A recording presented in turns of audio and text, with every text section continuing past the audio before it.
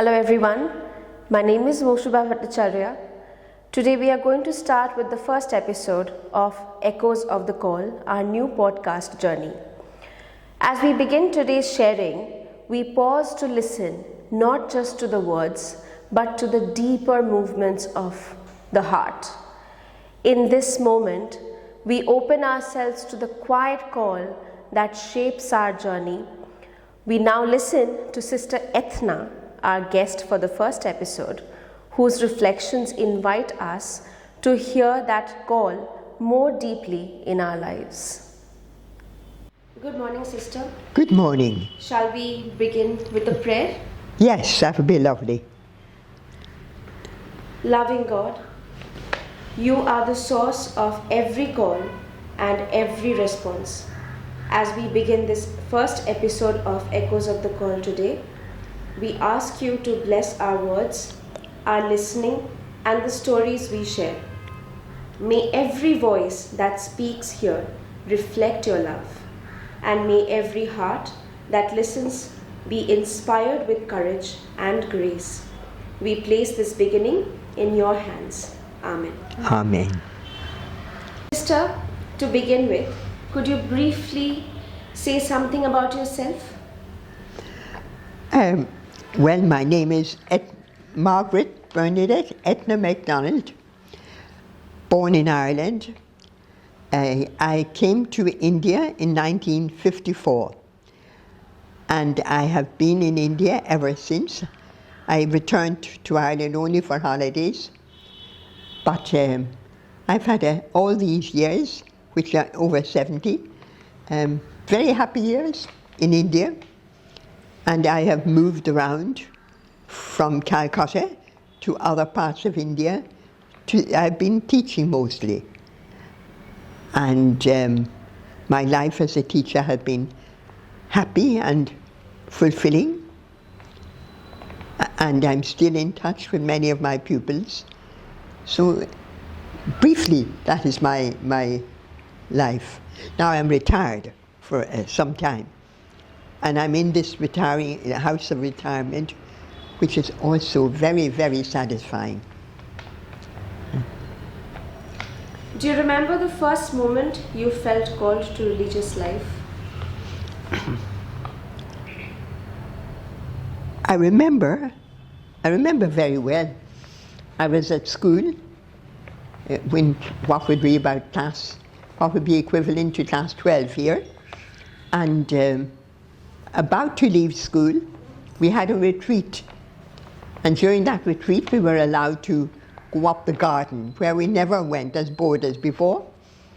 So I was in the garden, reflecting, and suddenly my mind went back to an episode where two nuns from India had come to our school and told us about life in India. Now that was 5 years earlier. But suddenly my mind went back there, and I felt very urged to somehow connect with that experience. And there and then in the garden, I really began to feel called to what those two nuns were called to. Now I had no connection with them whatsoever, but somehow there were books around talking about the Indian mission and other missions of Loreto, and I was very, very fired by those books. So that's the time during that retreat that I decided I felt I should respond. That's it. What does being a sister mean to you personally, beyond the title? Well, being a sister is best expressed in the words of an Entali child, one of the orphan children. She shot the answer at us one time. She was having an argument, and in her argument, she was evidently telling the other girls that we were married. And the others were saying, no, we were not married. And she said, yes, they are married. Then she shot the question to me, you are all married to God, aren't you? And I was taken aback. So I said, well, yes, that's right. And I had to think about that, afterwards. I said, but yes. And she said, see, I told you, to the others. And it's true. That's how I feel. Could you, in one sentence, tell me, how would you describe your life as a sister? I could describe it in one word. Happy. Wow. And what part of your ministry touches your heart the most? I think in Tally,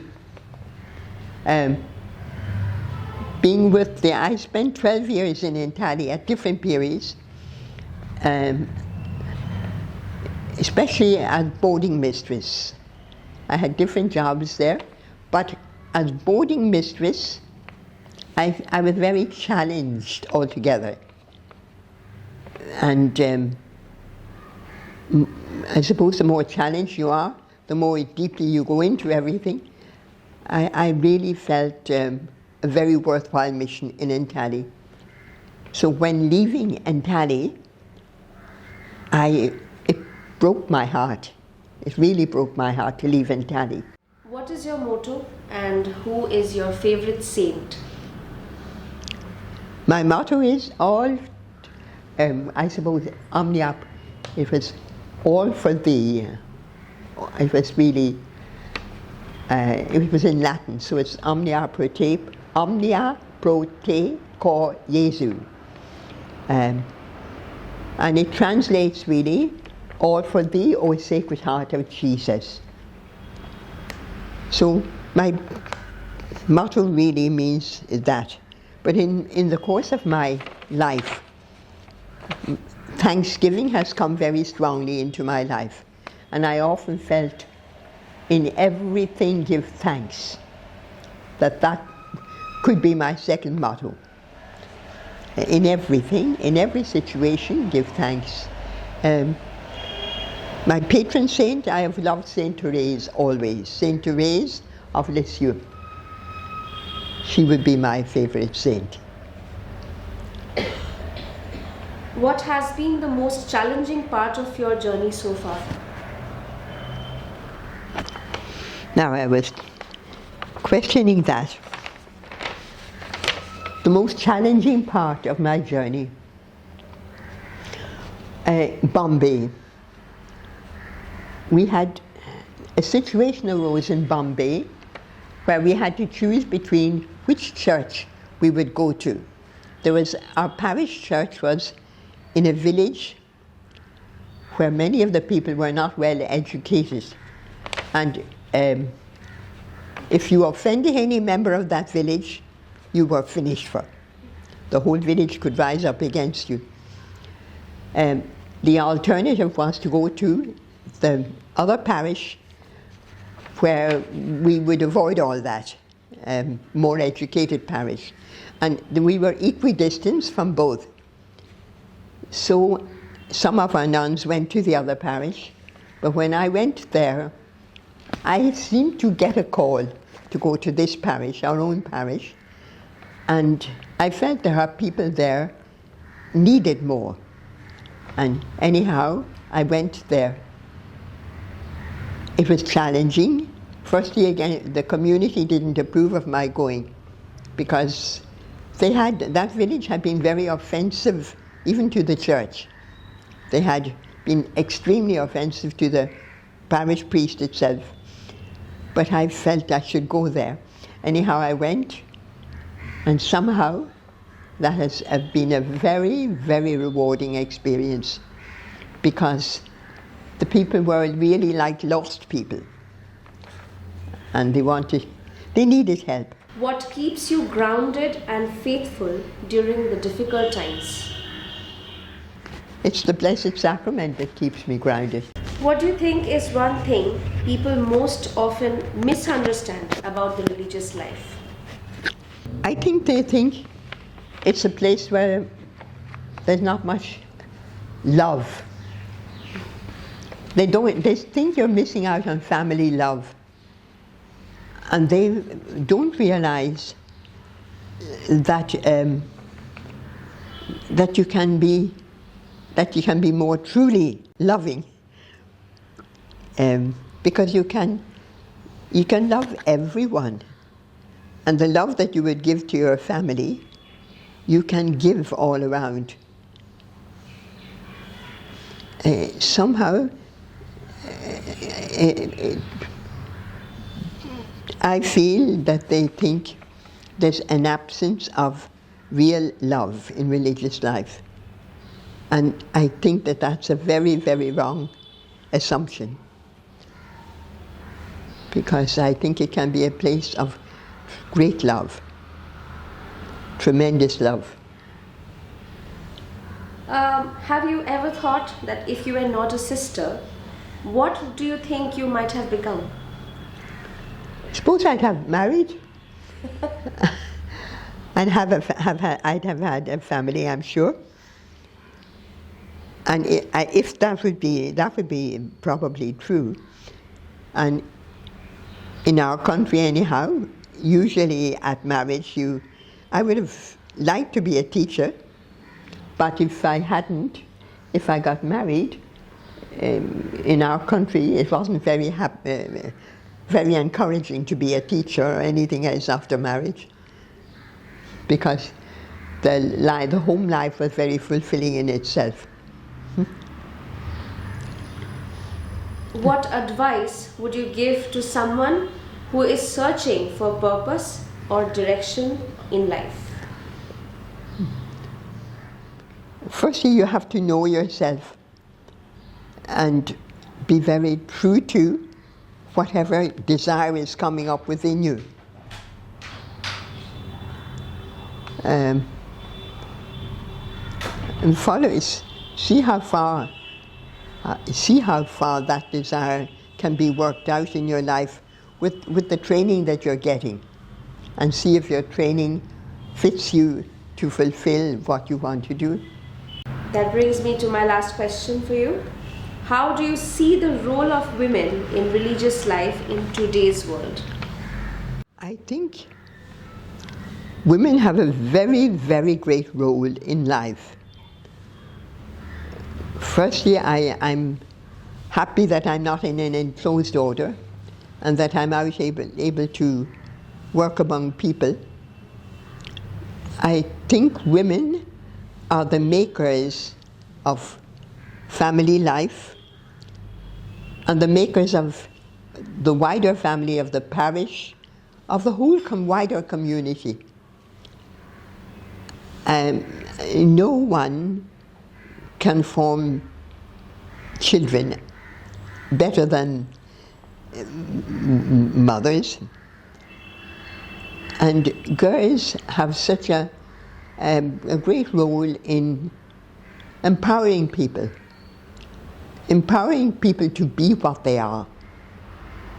Women can do so much in the home and in society. Sometimes I think if women were running not just the country and the whole world, we'd have a much better world. So, sister, we have a fun rapid fire round for you, and I'll be asking you the questions, and you have to answer them within 2 to 3 seconds, but you cannot have the time to think. So, can we start? Yeah, yes. Number 1, tea or coffee? Tea. Early morning prayers or late night reflection? Late night. Books or music? You can't think. Puke. I don't know. Both. Okay. Saris or formals or casuals? Formal.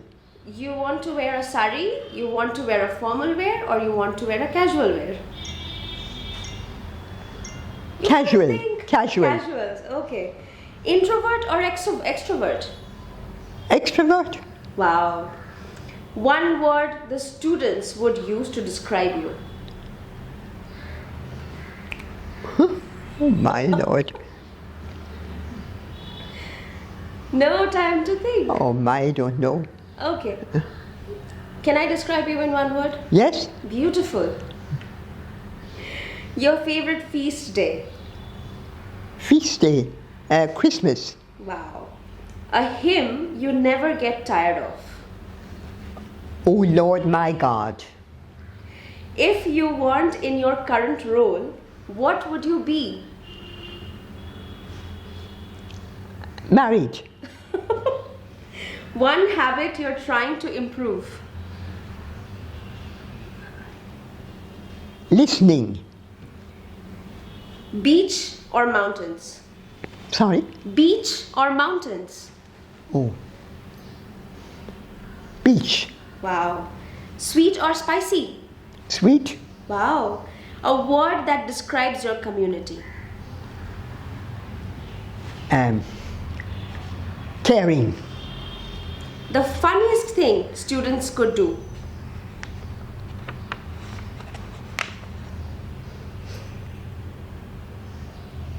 Act the clown. Okay, complete this for me. Life at Loreto is blank. Happy. Just happy? Worth living. Wow. Sister, we have a very small gift for you. This is a set of cookies from the Creative House by Steffi. So I customized this for you. Thank you very much. I hope you like it. I will like it very much. And very beautifully presented. Thank you so much. Thank you.